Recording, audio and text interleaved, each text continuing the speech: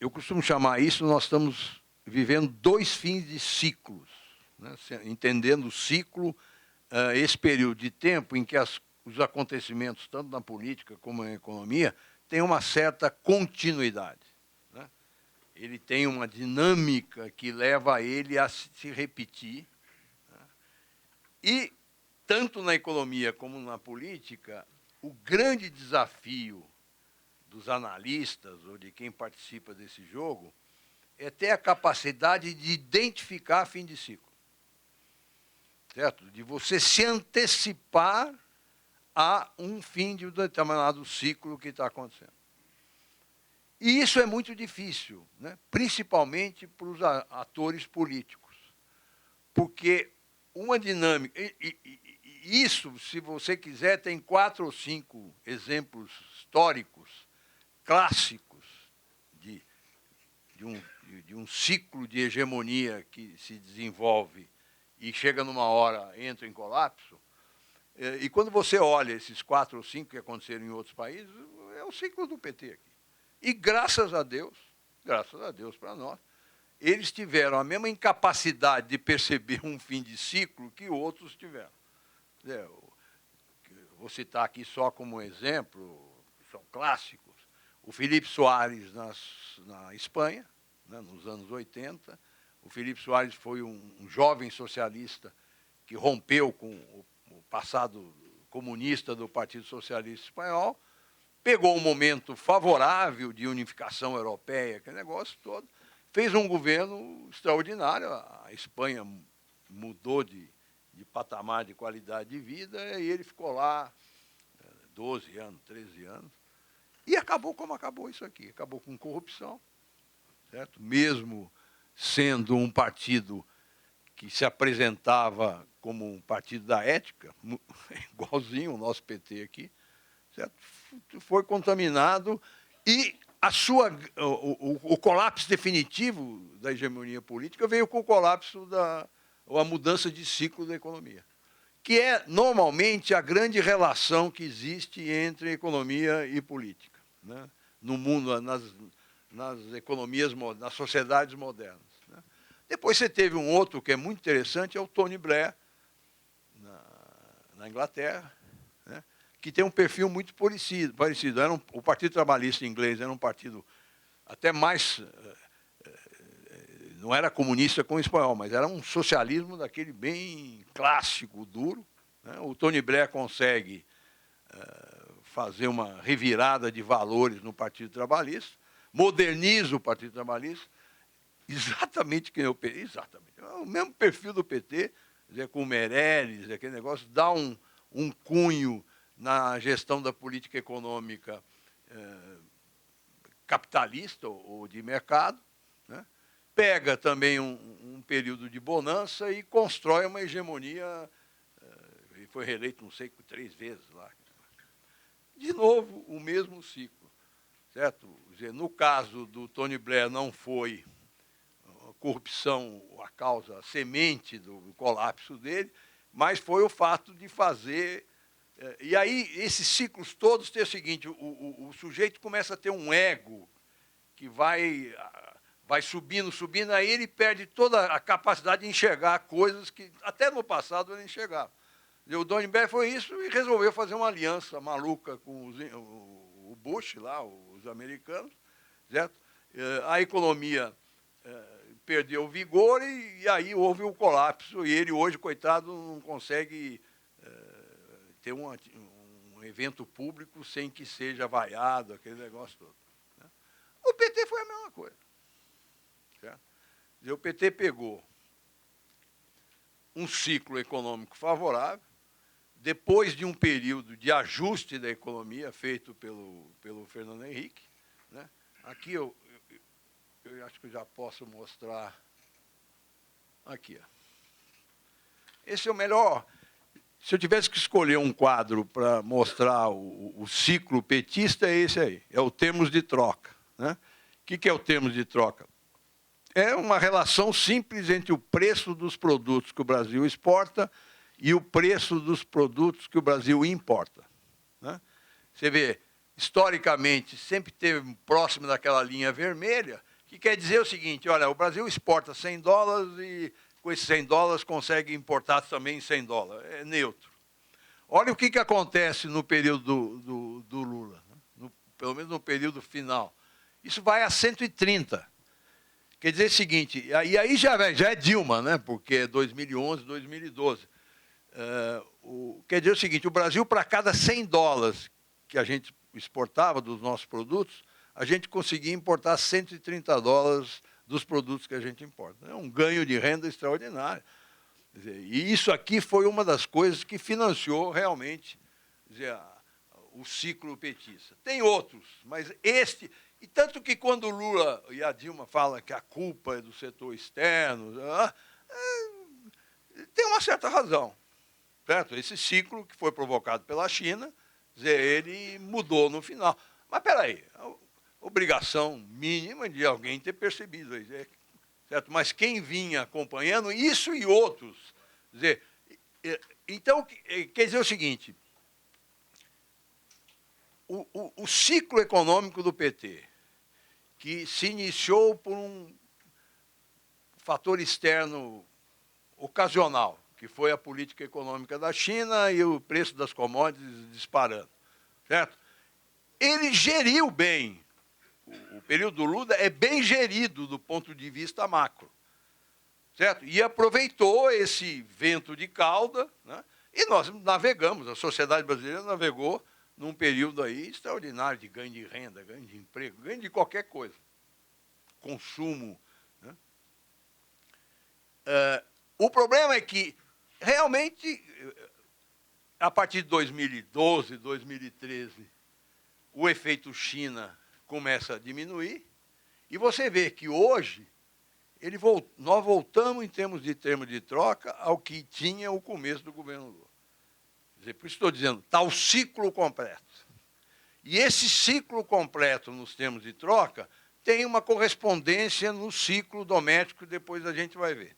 Então, o que nós estamos vendo é um exemplo absolutamente clássico de ciclo econômico, né, gerando uma hegemonia política, toda ela legitimada pela melhoria da vida das pessoas. E nesse mesmo ciclo, nós estamos vendo outra característica, talvez aqui no Brasil vá ser incluída como um dos exemplos mais extraordinários, da corrupção. Certo? É evidente que a corrupção brasileira hoje, e a corrupção brasileira hoje, ela tem uma dinâmica institucional, né, de ter sido um instrumento fundamental para estabelecer a hegemonia política do PT. A natureza primária do sucesso da hegemonia política do PT foi a economia. Mas eles souberam administrar, vamos dizer assim, esse crescimento econômico, criando um sistema de corrupção institucional, e quem cria institucional tira um pouquinho para si, né? Isso é também a regra humana, né? O Zé Disseu da vida organizou, disse, mas porra, deixa eu comprar uma casinha, o Lula deixa eu fazer Bom, mas por isso que eu quero dizer, o que nós estamos assistindo, de certa forma, para mim já estava um pouco mais claro isso, tanto que várias vezes eu falei, o PT acabou. Dizer, hoje está claro, acabou. E acabou de uma forma clássica, como com tintas de carnaval carioca, né? Dizer, qual é a forma clássica? É isso. Por alguma razão, seja divina, seja sorte, seja lá o que quiser, eles pegaram esse empuxo que veio da China, certo? Criaram um período longo de crescimento econômico, de ganho de renda efetivo, de mudança na sociedade, certo? E aí começaram, só que aí entrou os problemas do ciclo tradicional, da corrupção, da falta de capacidade de enxergar as coisas, né? Eu vou mostrar para vocês aqui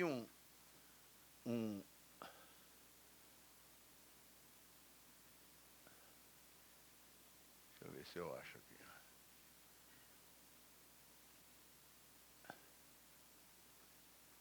Está aqui.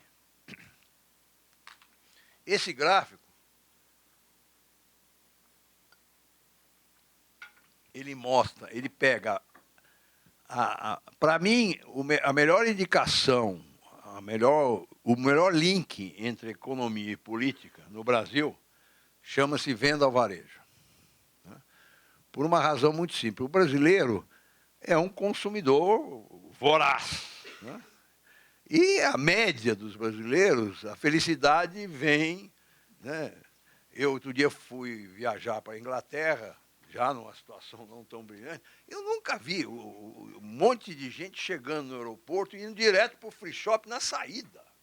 Quer dizer, o cara não consegue nem aguentar chegar lá, né? Mas tudo bem, o brasileiro é assim. Então é o seguinte, olha o que aconteceu. E aí esse gráfico foi a LCA Consultores que fez. Inteligência é o seguinte, ele separou a vendas ao varejo em dois grupos. Venda ao varejo dos produtos que dependem mais da renda, tipo comida, sapato, roupa. Da venda ao varejo que depende mais do crédito, que ninguém compra à vista, automóvel, geladeira. E ele separou ao longo do tempo. Então, duas coisas importantes. Olha, de 2003, olha a linha vermelha, de 2003 até 2013, tá? É uma linha de crescimento continuado. A força do PT. Agora, olha a linha azul, que é a venda ao varejo dos bens de crédito. É pior ainda. Porque se aqui você tem uma linha aí de 30 graus de crescimento, ali, olha lá, é 45 graus. E aqui é o auge do lulismo, né? Aqui, ó. Mas você veja que é engraçado, o auge do lulismo foi 2012, que a Dilma tinha a mesma popularidade que tinha no coisa. O fim do... mesmo a China, quando ela começou a recuar, nós tínhamos um impulso tão grande aqui na economia que começou a andar. E a Dilma chegou a 2012 no auge da coisa. Agora, veja o que aconteceu depois. Você veja que hoje o volume de venda no varejo de renda é praticamente o pico. Não houve ainda um desgaste muito grande na capacidade de renda, da renda do sujeito. Agora, olha o que já está acontecendo na área de crédito. Quer dizer, a grande furada de bolha é na bolha do crédito. Certo? Olha lá. E tem uma outra coisa interessante, para a gente começar a entender o que aconteceu. Olha aqui. O pico dessa é 2013. Aí você começa a cair, já começa a sentir o peso do excesso do endividamento, da economia já não sendo mais tão brilhante. Né? E olha o que acontece aqui. Aí, quando eles veem que eles estavam indo para as eleições com essa medida de satisfação do brasileiro caindo em colapso, eles pegaram o Banco do Brasil, a Caixa Econômica, e mandaram tuchar financiamento de todo mundo. Olha aqui, ó. E vai até as eleições, né? Ganha as eleições apertado, porque ninguém é bobo, o brasileiro já está começando a perceber que a coisa não estava tão boa, aí soltou. E é claro que é isso aqui que é a rua. O jeito não vai...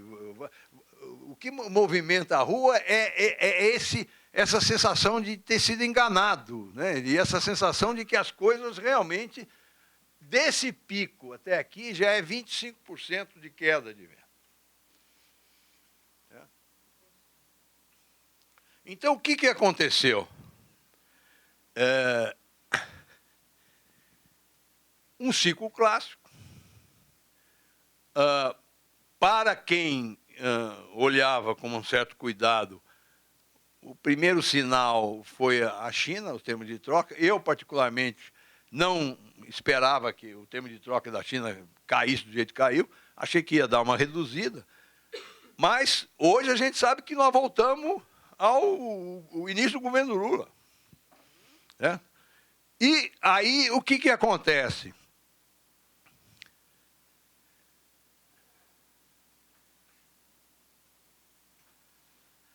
O que acontece? Com essa mudança da política da Dilma e a ida do Levi para lá, nós estamos tendo um ajuste que era para ter tido em 2002. Sabe, foram caminhando na direção do precipício a passos lentos, mas firmes, e chegaram no precipício. Acabou.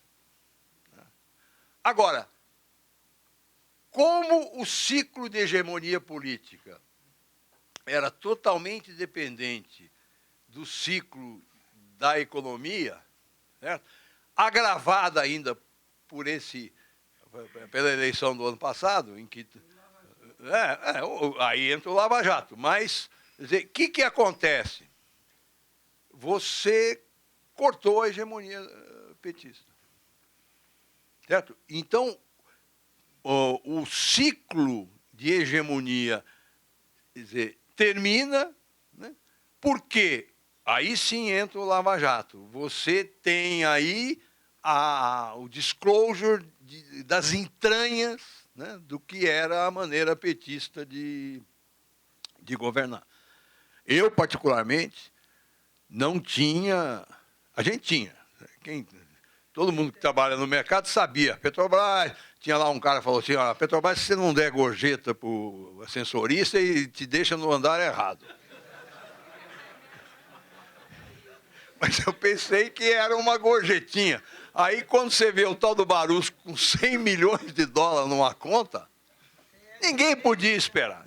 Acho que ninguém podia esperar. Hã?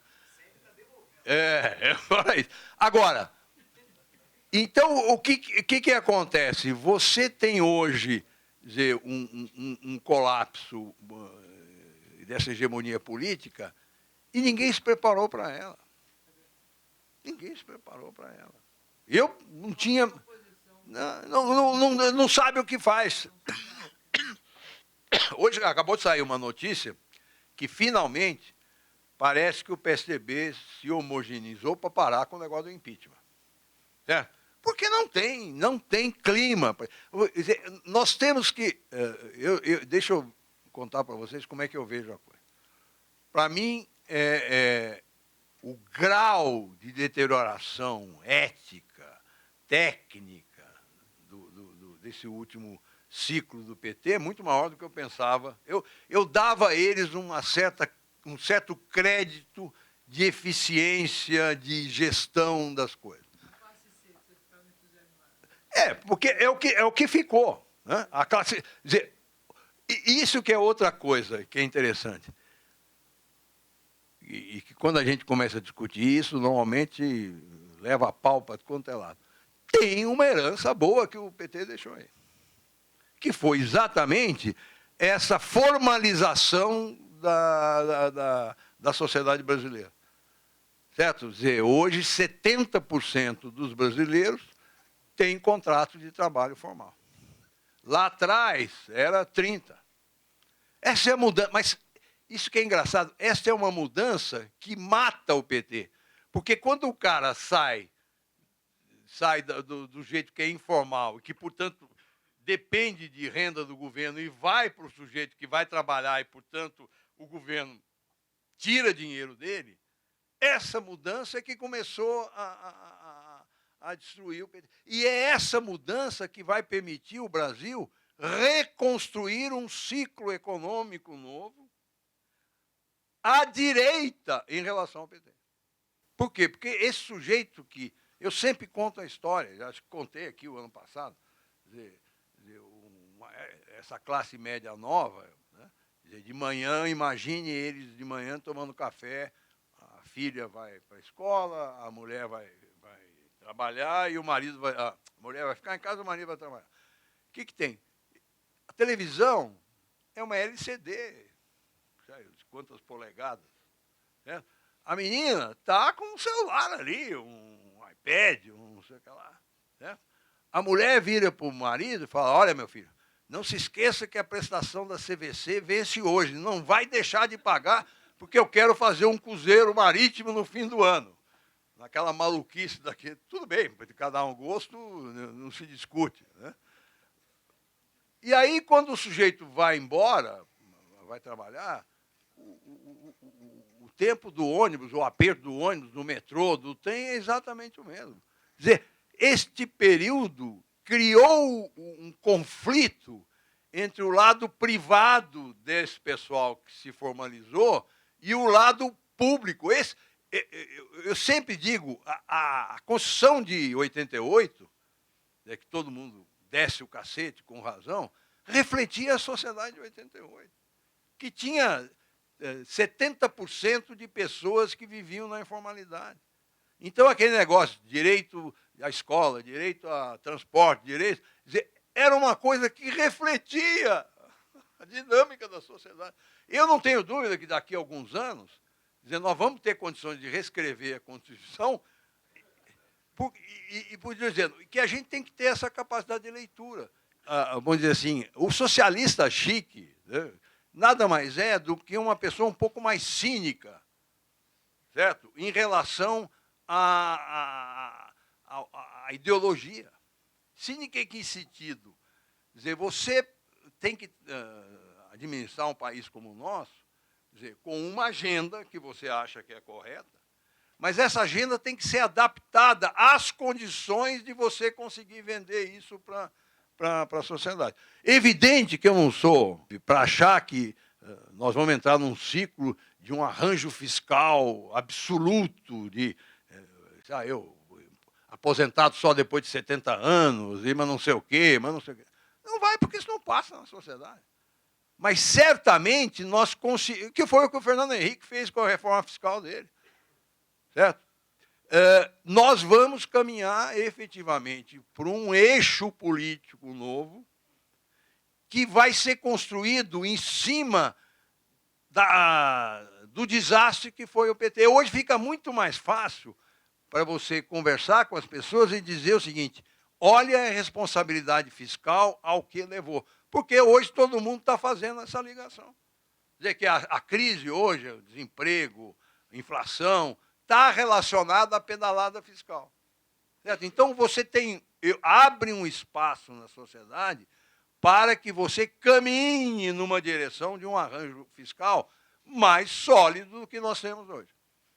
Eu dei um exemplo lá nesse debate, que é uma coisa que está na minha cabeça há muito tempo. O Brasil, Silva, as leis no Brasil passam pelo momento do batismo e pelo momento da crisma. Por quê? A lei de responsabilidade fiscal era o batismo, porque a sociedade não estava preparada para entender aquela lei ainda. O presidente da República, né, fez, ele tinha mandato para isso, ele falou, vou te batizar mesmo você não sabendo direito o que está acontecendo aqui. A crise que nós estamos tendo agora, principalmente no TCU, é a crisma da lei de responsabilidade fiscal. Porque, pela primeira vez, você consegue mostrar que, olha, seja irresponsável fiscalmente e veja o que acontece. Certo? Então, nesse sentido é que a sociedade brasileira ela precisa de um certo carinho na condução. Agora, quando você olha, não sei, acho que você não é tão velho quanto eu, mas não está longe.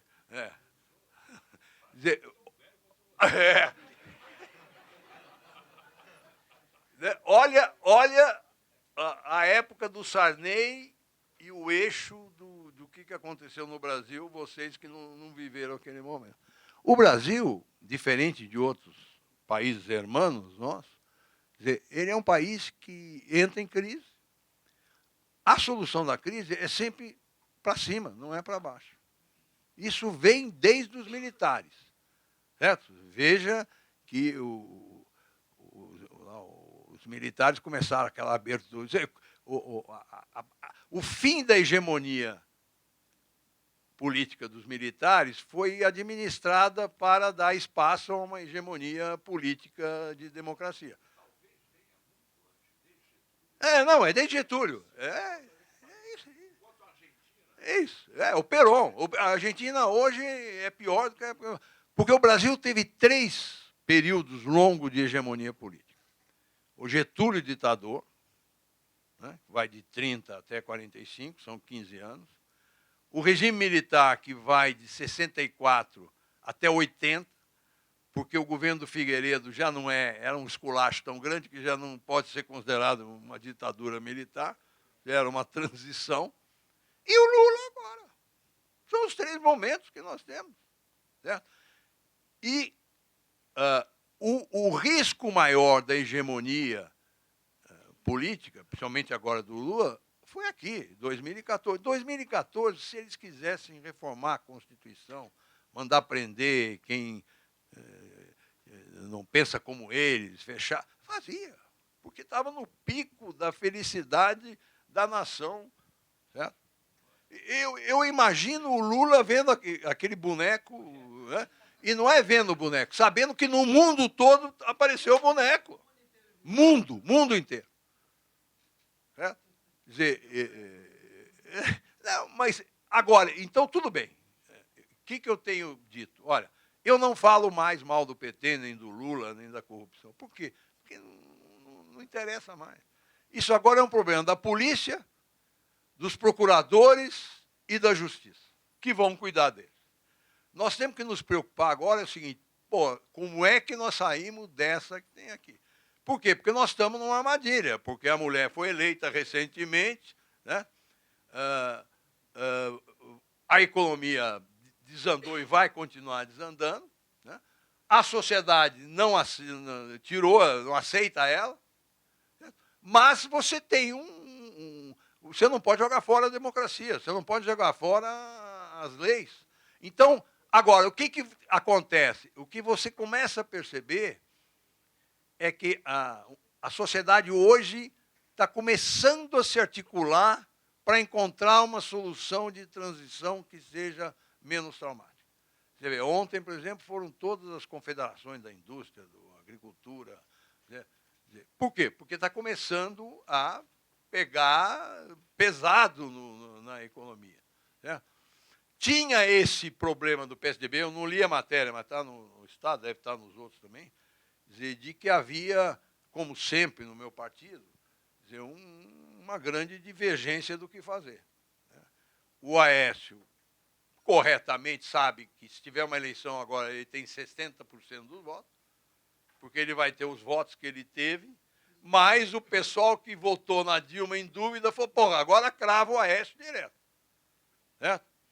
Você tem E, portanto, para ele é impeachment com eleição, aquele negócio. Só que tem gente pensando mais amplo. Por exemplo, 2 alternativas. Impeachment dela, por decisões dela, e aí assume o Temer. Né?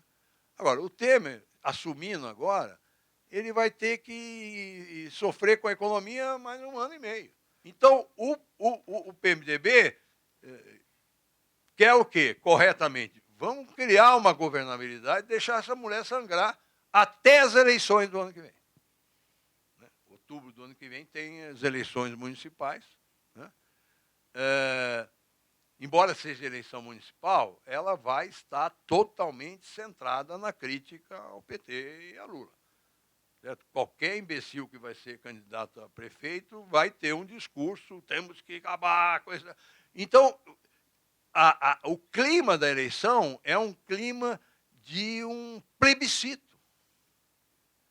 Certo? Que já está marcado, não tem que mexer em Constituição, não tem que mexer em nada. Certo? E aí as pessoas que estão raciocinando já sobre isso, o PT vai ter 7% dos votos. Aí sim, ela não pode dizer que ela tem legitimidade para continuar no governo. E que se há um momento, que as pessoas duvidam, mas em política a gente nunca sabe, de ela ter uma bater a cabeça e ter um momento de lucidez, né? Era hora de ela falar, olha, eu estou entendendo o resultado das urnas. Nós perdemos legitimidade de continuar governando. Eu sei, mas peraí, quando a gente faz cenários, certo? Cenários, tudo é possível. E política é assim, certo? Então, agora, se não acontecer isso, passou as eleições municipais, começou a eleição para presidente da República de 2018. E aí nós vamos estar discutindo efetivamente a agenda, o que vai fazer, o que os candidatos querem. E isso cria um gancho em relação ao futuro. O problema hoje é que nós estamos, os mercados estão todos eles influenciados por esse vácuo político que a gente tem, por uma crise econômica que o mercado tinha que entender essa crise. Tudo que o Levy está fazendo é o que devia ser feito. E já começa a aparecer algumas. Aqui, ó. Para mim, que sou keynesiano, a questão mais crítica da inflação e desse período que nós vivemos era o mercado de trabalho. Né? Por quê? Porque o mercado de trabalho chegou a um nível de desemprego baixíssimo. Se você considerar o nível de desemprego de pessoas capazes de exercer uma determinada função, estava a zero. A indústria automobilística estava a zero. Não tinha, estava faltando gente. Certo? E aí, num regime político em que os sindicatos têm uma força muito grande, esse pessoal deitou e rolou durante muito tempo. Certo? O que acontece agora? Agora, a renda começa a cair. Não tem outra saída. Para resolver o problema de inflação que nós temos hoje e de conta corrente, de importação, tem que passar por uma queda expressiva de renda para pressionar o mercado de trabalho. Olha que coisa impressionante, que é aquilo que eu falei. Esse era o nível da remuneração horária por capacidade de produção. 120. Nós fomos a 140. Isso aqui é a combinação de tudo isso que nós falamos, de economia crescendo, sindicato forte. Né? E a indústria, com o câmbio valorizado por conta do ciclo de commodities, a CCN diz que está valendo $1 a ação. É isso? Não sei, me falaram isso. Certo? Agora, o que vai acontecer? Isso aqui vai começar a ceder. Mas mais importante que esse, vou ver se eu acho, que é o custo do trabalho.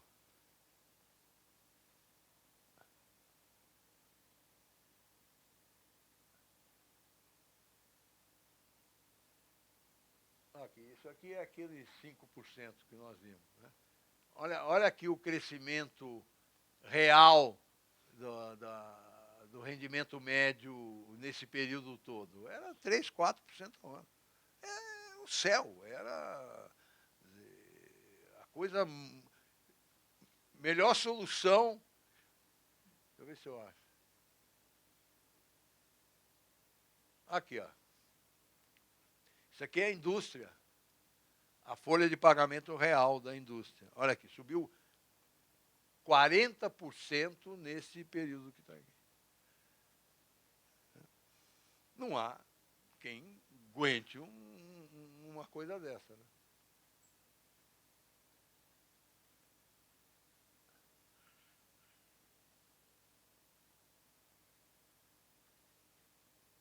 Acho que eu estou indo...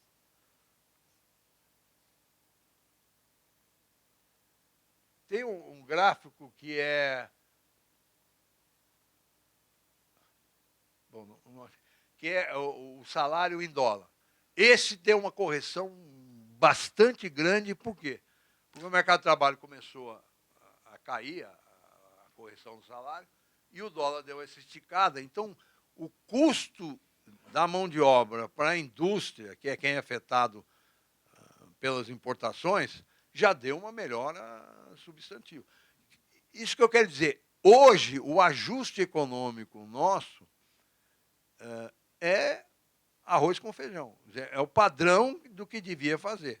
Certo? Você sobe o juro, você tem que diminuir a demanda agregada, certo? Tem que criar tensão no mercado de trabalho. É o que tem que ser feito. E eles estão fazendo. Agora, qual é o problema? Isso, somado a essa transição de ciclo político, é que cria a incerteza que o mercado está refletindo em tudo quanto é preço. Certo? E por isso estou dizendo, hoje você tem dois cenários que você pode começar a trabalhar, de que acabou o ciclo do PT, né, e que agora é uma questão de engenharia política dos partidos de construir uma saída não traumática para frente, certo? Dessa transição. E a outra naivete minha aí é que eu acho que esta construção ela vai ser feita à direita. À direita em termos de valores sociais, menos governo, menos regulamentação, responsabilidade fiscal. Certo? Este é o meu cenário. Se este cenário é verdadeiro, ele é um cenário extremamente otimista, olhando 10 anos para frente, não 3, 4, 5 meses. Né? Agora, tem o outro cenário, tem 3 cenários. Né? Tem um cenário em que é possível, no meio dessa confusão toda que está aí, e nesse vazio de liderança política, apareceu um maluco qualquer aí para conclamar o Bolsonaro ou outro. Acho muito difícil. O outro cenário, essa nova hegemonia política, vai ser construída em cima de irresponsabilidade fiscal. E que, portanto, o Brasil está fadado, certo, a virar uma república de banana. Agora, vocês veem como a polaridade política vai mudar. Quer dizer, e nós que éramos a direita, o PSDB, que era a direita reacionária, quer dizer, privatização, aquele negócio todo, nós vamos virar a esquerda socialista chique da turma da PUC do Rio aqui. Mas só isso, só isso mostra que mudou a polarização ou não? Eu prefiro ser chamado de socialista chique pela PUC do Rio do que entreguista pelo PT. Certo? Por quê? Porque, vamos dizer assim, a diferença é menor e na direção correta. Não, eu sei, mas por isso que eu conheço eles. Certo? Eu passei 4 anos brigando com o Malan. Nós temos as nossas divergências, certo? Econômicas e políticas, mas dentro de um espaço absolutamente possível de conviver. Não, e mais ou menos a base, né? A economia de mercado, o governo tem que ter responsabilidade fiscal, certo? Tem um negócio que não dá para discutir, certo? Se o câmbio é igual a banana ou se o câmbio é um preço diferenciado, certo? Essa é uma divisão clara, quer dizer, no sentido de que a PUC do Rio, eu acho que não tem que intervir no mercado de câmbio de jeito nenhum. E nós achamos que, dentro de certas circunstâncias, num país como o nosso, né, que tem uma volatilidade do câmbio interna e externa, são coisas possíveis. O que não dá é com o PT. Porque aí você tem valores mais elevados. Quer dizer, o partido... aliás, teve um artigo, nem sabia que existia isso, existe uma associação brasileira dos pensadores de Gramsci, que é aquele cientista político italiano. Né? E ele escreveu um belo artigo no Estadão, dizendo isso, dizer, o malefício que o PT fez para o pensamento da esquerda. Quer dizer, porque realmente, dizer, transformou tudo isso numa coisa lamentável, e é um pouco isso. Então, este é o meu cenário. Agora, na economia, leva ainda um ano e meio. E por isso que eu pus aqui um gráfico. Mas no meio desse clima, você acha que tem um ano para os investimentos, as empresas terem coragem de colocar projetos? Não, vai demorar. Não, vai demorar. Mas eu sei, mas aí que está, isso faz parte da terapia. A terapia agora é ajuste da demanda. Certo? Quer dizer, por isso estou dizendo, a economia, para mim, ela tem muito que ver com medicina, né, o tratamento de saúde.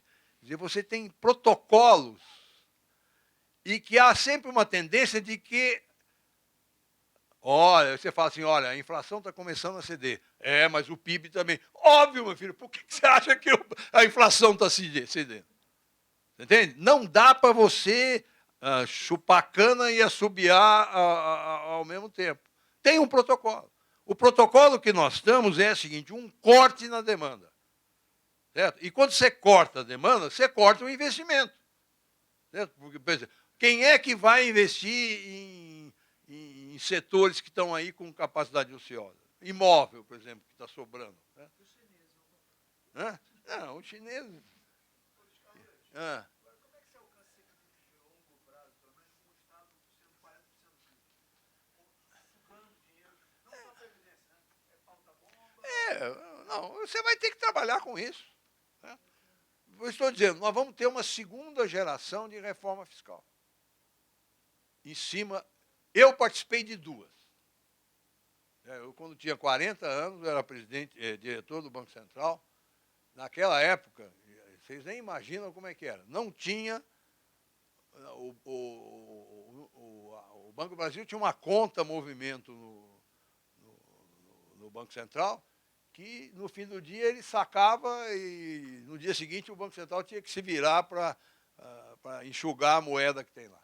O governo não tinha secretaria do Tesouro, não tinha tesouro.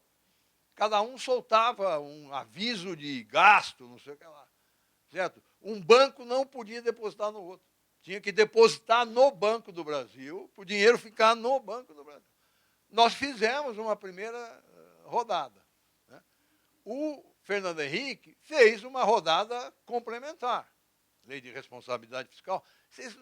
Outra coisa que as pessoas esqueceram, na época nossa do Fernando Henrique, os estados iam para um negócio chamado CAI, Comissão dos Assuntos Econômicos do Senado, e pegavam autorização para tomar dinheiro emprestado lá fora e demitir títulos. Não era nem o plenário. E ali era o quê? Um clube de governadores, ex-governadores que queriam ser governadores.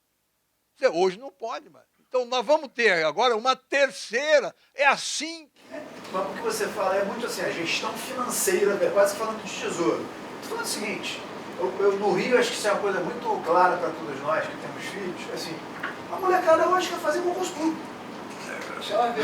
Assim, eu sei, o meu problema é esse, porque é tanto benefício... Eu sei, mas isso vai ter que ser mexido. Tá? Agora, por isso estou dizendo, vamos olhar o Brasil.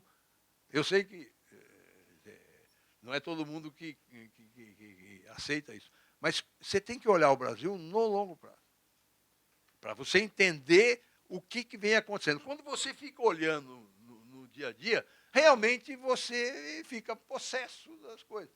Agora, uma democracia, ela se constrói ao longo de muitas décadas. Eu queria te ouvir dessa perspectiva aí. Olha só, você falou que o PT criou uma rede de corrupção para administrar a hegemonia política. Isso. Mas ele também criou uma rede de subsídios para administrar uma outra perna de administração dessa mesma hegemonia política. Eu queria te ouvir até que ponto a gente deve se preocupar com essa rede de subsídios. Se a gente conseguir desmontar essa rede de corrupção, ainda sobra a rede de subsídios. Eu me preocupo, eu queria saber até que ponto a gente deve se preocupar. Essa rede de subsídios, primeiro, eu não sou contra subsídio social. Tá? Então, o problema é que o PT, ao longo desse período, ele distorceu, Ele não criou quase nada, ele simplesmente distorceu a herança que o Fernando Henrique deixou para ele. Então, a Bolsa Família, que tinha uma dinâmica, virou outra dinâmica. Ele percebeu, aí criou. Quer dizer, Minha Casa é Minha Vida. Agora, isto faz parte do instrumental da hegemonia política do PT. E certamente não vai fazer parte da outra. Estou dizendo, por isso, dizer, você tem que aceitar, se eu conseguir sair daqui e 60% de vocês estejam convencidos do que eu vou falar agora, eu cumpri minha função aqui.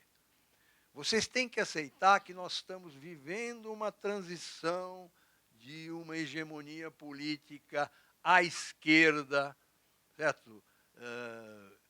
Para uma hegemonia política à direita. E o que faz isso não é só a corrupção, certo? O que faz isso é aquele... acho que não está aqui o gráfico. É que a sociedade brasileira se formalizou. Eu estou preocupado até que ponto essa rede de subsídios pode prolongar a hegemonia do PT. Não, eu estava falando o seguinte... Que ela vai morrer, mas até que ponto pode prolongar? Não. Vai morrer. Agora, tem que mudar o governo. O próximo presidente da República tem que ser um cara... Por isso estou dizendo, se vocês convencerem que isto pode acontecer, os outros problemas estão resolvidos. Porque você imagina a diferença entre o Armínio Fraga, ministro da Fazenda, do... Mantém. O italiano, aquele de quem nós não falamos o nome. Então, por isso estou dizendo, se vocês se convencerem de que a coisa mais importante que a gente tem que seguir daqui para frente é se é verdade que existe essa transição política. Acho que hoje ninguém duvida disso pelas ruas e pela reação em relação ao PT. Certo? E que a grande probabilidade é que a nova hegemonia política seja construída à direita, porque... E aí a sociedade é sempre assim, uma no cravo, outra na ferradura. E se isso aqui deu errado, essa coisa toda, vamos tentar o outro lado. Aí você precisa aparecer um líder que consiga o quê? Que consiga levar a sociedade lentamente para essa direção. Quando você fala, eu estou otimista há 2 anos. Estou otimista porque é muito mais, porque nós vamos sair da armadilha do PT, que essa sim era a coisa que podia levar a gente para a Argentina, Equador, podia, Venezuela, certo? E que essa leitura de que a sociedade, porque se formalizou, né, e que, portanto, agora aprendeu... Eu vou dar um exemplo para vocês. Por que a Grécia mudou de uma hora para outra? O primeiro-ministro lá não aceitavam o pacote e... Não, isso. Ficaram 3 meses com o banco fechado, né? Sentiram o bafo do diabo na nuca. 60 quilos por dia. Certo? De certa forma, esse pessoal está sentindo o bafo do diabo menos, não é como a Grécia, mas está todo mundo percebendo. Agora, você precisa ter, então, uma construção de uma outra hegemonia. Se nós conseguirmos fazer isso, quer dizer, o Brasil tem uma outra esticada em relação à sociedade e à economia. Eu falo que a tentativa de fazer a reforma fiscal, o Congresso joga contra também. Então, isso de fazer a reforma fiscal, o Congresso aprova um aumento para não sei que aumento, para tantos por cento. Como é que você consegue fazer isso? O Congresso... Porque esse Congresso... Não é fácil assim. Não, esse Congresso é o Congresso do PT. Mais uns 30 anos aí. Eu sei, mas aí que está. O Congresso não consegue fazer mais nada. Certo? Tanto que você vê que agora brigou Câmara de Deputados com o Senado. Por quê? Porque a lógica da política hoje é falta de capacidade de tomar. O Eduardo Cunha, que tentou sair na frente, se estrepou, ele está mortinho. Certo? Então, por isso estou dizendo, a política é difícil, eu aprendi isso muito por ter trabalhado. Eu trabalhei no governo Sarney. meu ídolo lá era o Saulo Ramos, né? Você sabe quem era. Quer dizer, que era um cara realista. Depois, com o Sérgio Mota e o Fernando Henrique, você vai entendendo os limites da política. E vai entendendo o quê? Que na política você nunca deve buscar aquilo que você acha que é o ideal para o povo. Você tem que buscar aquilo que é possível na direção do ideal. Agora, para quem não conhece isso, eu imagino a dificuldade de... Eu tenho uma página no Facebook que eu coloco lá as notícias que eu tenho colocado notícias na direção do que eu estou falando para você. Esta mudança de direção. O Aécio ficou sozinho com o discurso do impeachment dele. Certo? O New York Times escreveu um editorial contra, o Financial Times contra. Certo? Por quê? Porque tem que ter a democracia exige um respeito a certas normas. Certo? Agora, a mulher vai ficar... Graças a Deus, a única decisão correta que ela fez, nos últimos tempos, foi pôr o Levi lá. O Levi é um cara que sabe o que está fazendo. O que ele não tem é os instrumentos necessários para fazer. Mas, olha, o Levi é o Maílson da Nóbrega do Sarney. Acho que muita gente aqui não sabe nem quem foi o Maílson da Nóbrega. O Maílson da Nóbrega foi um burocrata do Banco do Brasil, que nos 2 últimos anos do Sarney, naquela zona que estava lá, certo? Foi ministro da Fazenda e estabeleceu o que chamou política econômica do arroz com feijão. E ele segurou a barra até a eleição do Collor. O Levi é o Maílson de agora, com mais qualidade. Né? O Levi é mais... não é mais qualidade. O Maílson sabia as manhas do Tesouro, lá da parte fiscal, porque ele sempre foi funcionário, e não tinha um nível de formação muito bom. O Levi tem uma formação extraordinária, mas falta a ele, tanto que ele fez um erro de fazer aquele primário daquele tamanho num ano que todo mundo sabia que você não ia conseguir fazer. Teve que passar uma vergonha, certo? E agora arrumou. Né? Então, viu, Wilson, a única coisa que eu espero é ter atingido e isso é importante, inclusive, do ponto de vista de como investir, como gerir. Quer dizer, não adianta, nesse período aqui, são 2 coisas que eu não faria. Eu não apostaria no caos, certo? E não apostaria no sucesso total. Só fazer uma consideração que você aqui fora. Tem um aspecto que você não relatou e que eu acho que é possível, não sei se é provável, mas é possível. Não é o impeachment. O impeachment acho que não há condições objetivas, por exemplo. Mas é o TSE caçar a chapa Dilma/Temer. Hipótese por conta de abuso de poder econômico e poder político.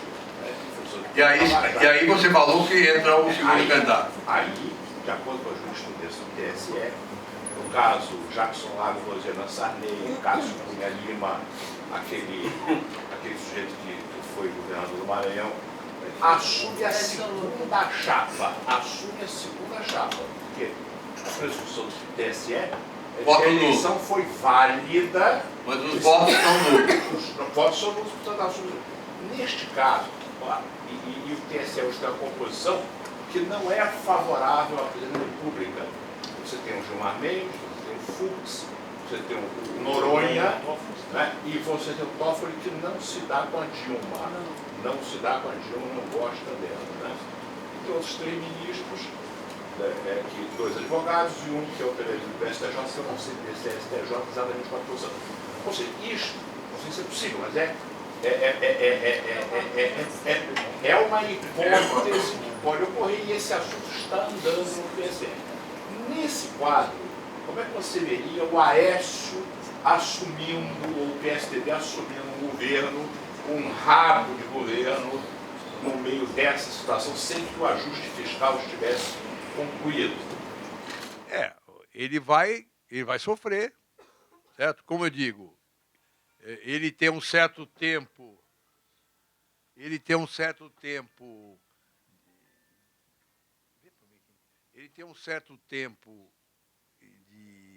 em que a sociedade não vai amolá-lo por causa da crise econômica, certo? Mas ele tem um tempo finito para isso. Quem é? Tá. Ele tem um tempo finito para isso. Certo?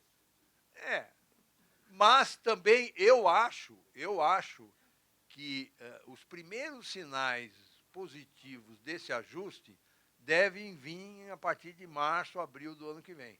A inflação vai começar a ceder, e aí vai acontecer coisa engraçada. Esse ano, essa queda de 5% do salário real, ela é muito mais porque a inflação disparou acima da correção. O ano que vem nós vamos ter o oposto, né? Você vai corrigir os salários pelo IPCA desse ano, certo? E a inflação na margem vai estar um pouco mais baixa. Vai subir. Acho que o desemprego até dezembro. Quer dizer, o cenário ideal para mim, esse é um cenário possível. E aí o Aécio vai ter que gerir.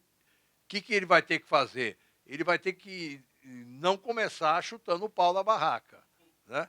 Ele vai ter que administrar o ajuste que já está em andamento, que vai ser ajudado pela credibilidade que os mercados vão dar ao Armínio como o que deve até antecipar um pouco os benefícios da coisa. Certo? Agora, para mim, o cenário ideal para resolver um imbróglio político é deixar a mulher até as eleições municipais. E ela renuncia. Se ela sair de alguma forma. Ela pode estar aí com a pantufa, sabia? Agora eu falar, ela não gosta de barulho.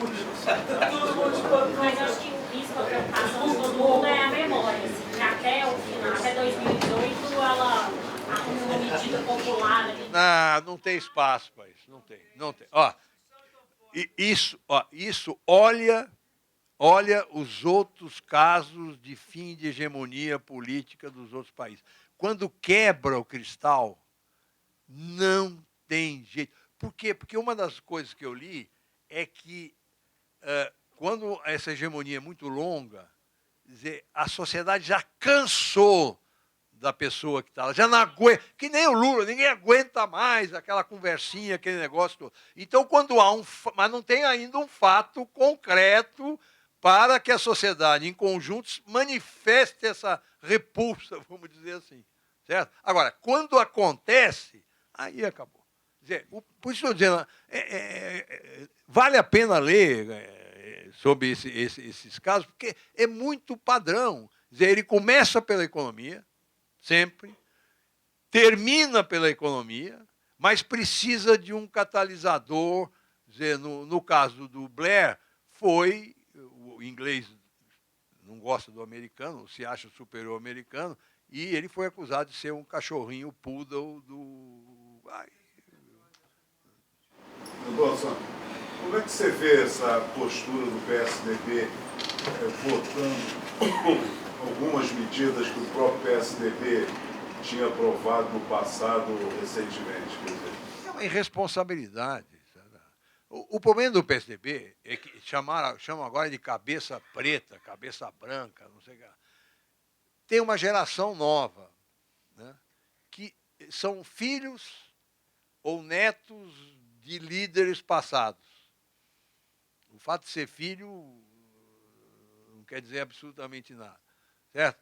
E esse pessoal não percebeu que a Dilma sangra sozinha e que, ao fazer esse oportunismo, porque é um oportunismo, certo? Vai ser cobrado mais para frente. Agora, acho que isso já... Uma coisa que a gente precisa entender é que a ruptura do PT foi tão inesperada, né, que, quando ela ocorreu, ficou um vazio em todos os lugares, até no PSDB. Porque no vazio, quem fala mais alto é o Eduardo Cunha. Certo? Quer dizer, quando quem fala mais alto e guerra mais alto, é um pouco que nem a Revolução Francesa. Como é que foi a Revolução Francesa? Sempre aparecia um maluco radical que guilhotinava o anterior e ele ficava no comando da Revolução. Até apareceu um mais radical que guilhotinava ele e até apareceu o Bonaparte lá para dar um pouco de ordem na casa. O que nós vivemos aqui, ficou um vazio, ninguém esperava. Olha, o ano passado, eu me lembro, eu falava, o Lula acabou. As pessoas não acreditavam. Não, e é um pouco isso. Não, ele vai dar um... Não dá, quebrou, rachou o cristal, certo? E o Lula hoje só tem uma preocupação, que é não ir parar na... Você acha que é viável? Geraldo, né? Eu não entendo como é que eles seguram tanto. Você já tem informações para pudessem botar ele na cadeia. Olha, esse juiz aí é bom de bola. Não vai. Agora, se tiver, vai fazer. Eu acho que o objetivo dele é o Lula. Ele fala sempre no Bettino Craxi.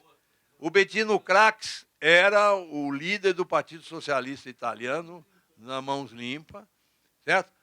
E morreu no exílio no Egito, ou na Tunísia, não sei onde é que foi.